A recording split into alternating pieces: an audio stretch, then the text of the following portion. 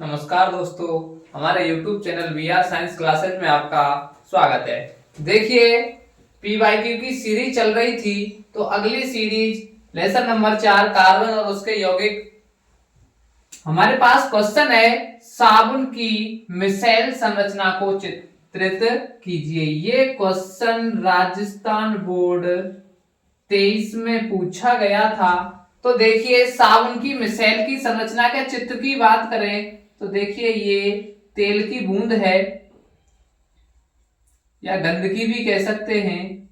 और साबुन के जो अणु हैं, इस चिकनाई के चारों ओर क्या बनाते हैं? मिसाइल बनाते हैं।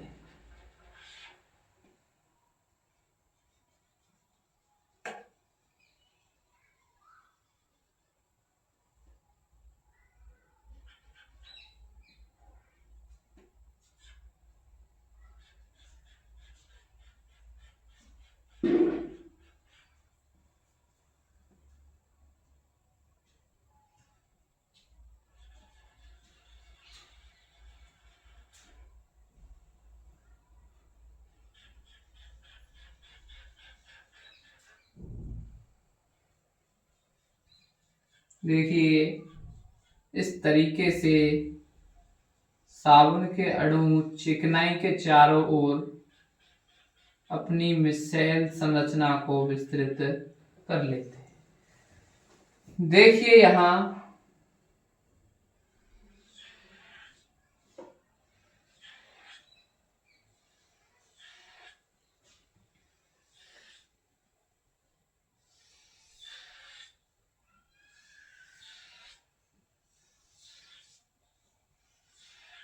देखिए, ये मिसाइल संरचना है। इसकी बात करें तो ये साबुन के अणु हैं।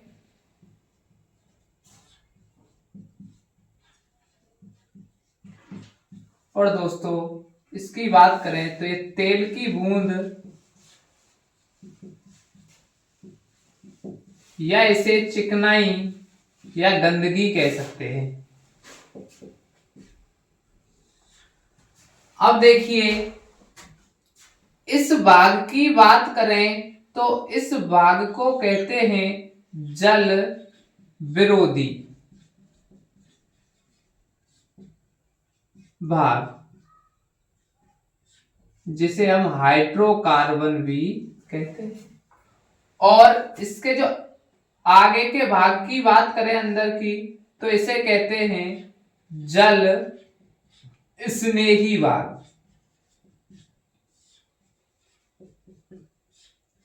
जिसे COO- से व्यक्त करते हैं। और देखिए, जो ये ऊपर वाला भाग है वो कहलाता है Na+। चूंकि आप जानते हैं, जो साबुन है, साबुन का जो सूत्र होता है CH3COO Na होता है। तो हमसे पूछा गया है साबुन की केवल मिसाइल संरचना, तो बहुत ही आसान तरीके से आप साबुन की मिसाइल संरचना बना सकते हैं। देखिए, अगला क्वेश्चन है जो सप्लीमेंट्री परीक्षा 23 में पूछा गया था। एथेन की इलेक्ट्रॉन बिंदु संरचना को चित्रित कीजिए। तो हम बात करें एथेन के सूत्र की। इसका जो सूत्र है वो होता है दोस्तों C2H6, कार्बन के दुगने से 2 अधिक। इसके संरचना सूत्र की बात करें तो हमारे पास जो कार्बन है वो 2 है। अब कार्बन की जो संयुक्ता है वो 4 होती है, तो हम इसकी संयुक्ता पूरी करेंगे। देखिए, इसकी संयुक्ता 4 हो चुकी है, इसकी भी संयुक्ता पूरी करेंगे। काउंट करेंगे 1 2 और ये 3 और ये 4। हाइड्रोजन इन बॉन्डों के साथ जोड़ देंगे तो हमारे पास 6 हाइड्रोजन है, इन बॉन्डों के साथ आपस में जुड़ जाएंगे। अब पूछी है इलेक्ट्रॉन बिंदु संरचना। देखिए, इलेक्ट्रॉन बिंदु संरचना बनाने के लिए सबसे पहले हम इन संरचना को ही एज इट इज उतार के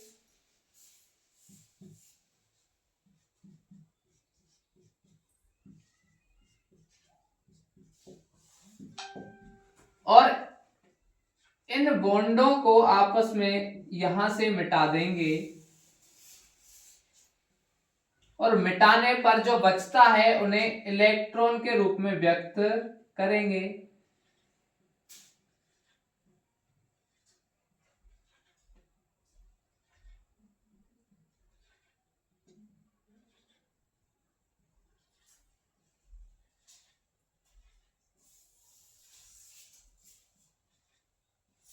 देखिए इस तरीके से इस इलेक्ट्रॉन ने इस हाइड्रोजन के साथ साझा किया हुआ था और इसने इसके साथ साझा किया हुआ था। इस तरीके से सभी हाइड्रोजन ने इलेक्ट्रॉनों के एक एक इलेक्ट्रॉन के साथ साझा किया हुआ है, तो हम इनको इनके गोले में इस तरीके से कहेंगे। अब देखिए इस कार्बन की बात करें तो दोस्तों इन तीनों हाइड्रोजनों के साथ साझा किया है और इस कार्बन के एक इलेक्ट्रॉन के साथ भी साझा इसने किया है।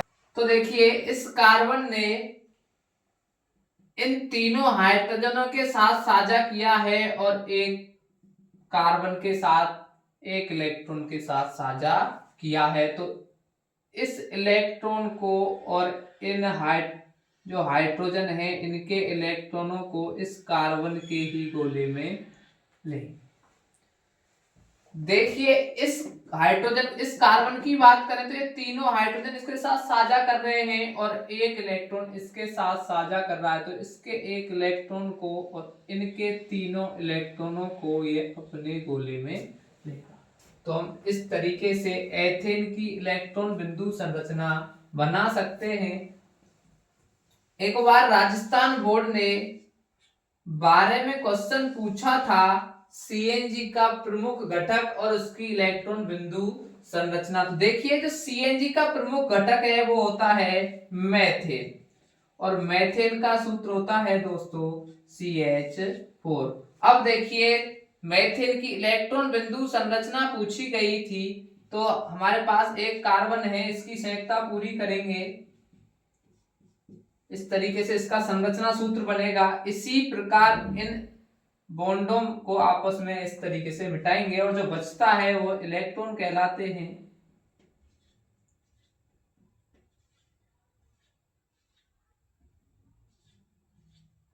इस इलेक्ट्रॉन की बात करें तो ये इलेक्ट्रॉन इसके साथ साझा कर रहा है और ये इसके साथ, इसी प्रकार ये भी इलेक्ट्रॉन इसके साथ और ये इलेक्ट्रॉन इसके साथ। अब देखिए कार्बन के चारों इलेक्ट्रॉनों के साथ हाइड्रोजन ने साझा किया है और हाइड्रोजनों के इलेक्ट्रॉनों ने कार्बन के साथ साझा किया है, तो इनके इलेक्ट्रॉनों को इनके गोले में इस तरीके से लेंगे। तो आपसे 2-3 ही संरचना है, एक एथेन, एक मेथेन और एक एथीन और एक एथाइन।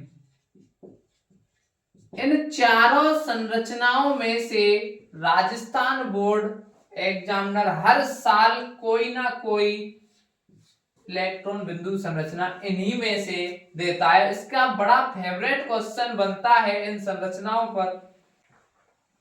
देखिए दोस्तों अगला जो क्वेश्चन है राजस्थान बोर्ड 24 में पूछा गया था, हम इसी की चर्चा अगले क्वेश्चन में कर रहे थे कि बोर्ड का एथीन हो, एथाइन हो, एथेन हो और मेथेन हो, इन पर बड़ा फेवरेट क्वेश्चन इलेक्ट्रॉन बिंदु संरचना का बनता है। देखिए एथीन की इलेक्ट्रॉन बिंदु संरचना को चित्रित कीजिए। तो एथीन की बात करें तो दोस्तों जो एथीन का सूत्र है वो होता है C2H2।